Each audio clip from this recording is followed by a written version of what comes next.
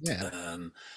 But I, just I was remains to be speaking seen to whether we sell all that. We'll sell all of those. So. I was speaking to the Skinner brothers, Zach from a new band, who's like, just starting off, just starting to get on festivals, and just it's starting to happen for him. It feels like, and Mm-hmm. he's looking for where the money is to make Yeah, ends meet and to pay for these shitty hotel rooms they're staying in, and all yeah, that kind of stuff, just so they can survive on the road and just eat while they're out there. yeah. We had a chat about Spotify just being this massive monopoly, where there's monopoly rules on businesses and that kind of stuff. Why isn't there one to do with streaming sites where this Spotify and Apple Music have got so much power over everything? Yeah. It's not right, is it? Well, and they don't create any content. I mean Mm. that's what I find fascinating. But Yeah, it's to me, from the way I understood it, that it happened, it's entirely in the hands of the publishers and the record labels that were yeah, around to allow. I understand why they did what they did, but essentially the way I understand it is the labels were playing whack-a-mole basically with illegal streaming sites. There were just so many of them. So so you had LimeWire and various other things. So then they would get a legal team together, the labels would, and try and shut them down. And in most cases, Napster and the like, they successfully would just get rid of them. But as soon as you got rid of that one, another one or two or three or 10 would come along. So it was a game of whack-a-mole. Like, you're hitting that one down, and here comes another one.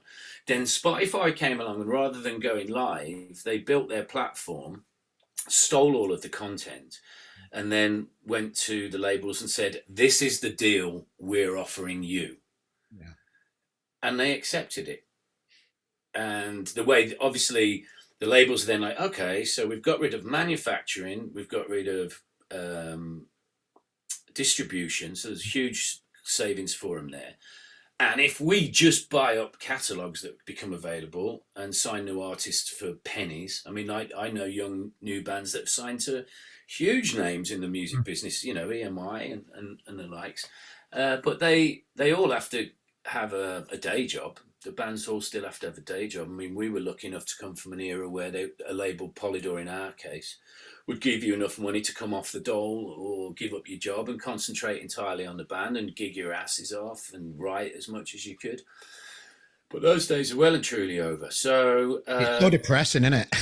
it didn't need to change. It was a good business model, and Yeah, and you yeah, bringing up like a young band that for instance, when we did our second independent single, which was Unbearable.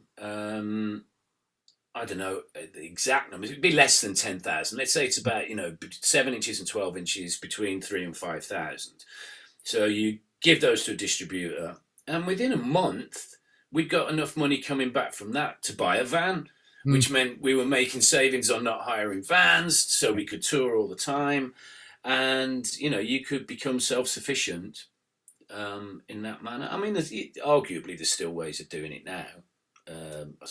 Pressing up those things and selling them independently, but the outlets are very small. And then bizarrely, the other thing that's grown is, it used to be 2 or 3 monthly magazines and 2 or 3 weekly music mm, papers, and those are your outlets. Well, there's fucking billions of them now. So yeah, how do if the enemy gave you a great review, that had a serious yeah, effect on you. Well, now there are no sort of market leaders in that way, which in many ways is good, but there's no focal point for people to uh, go to and go, okay, what's the great record out this week?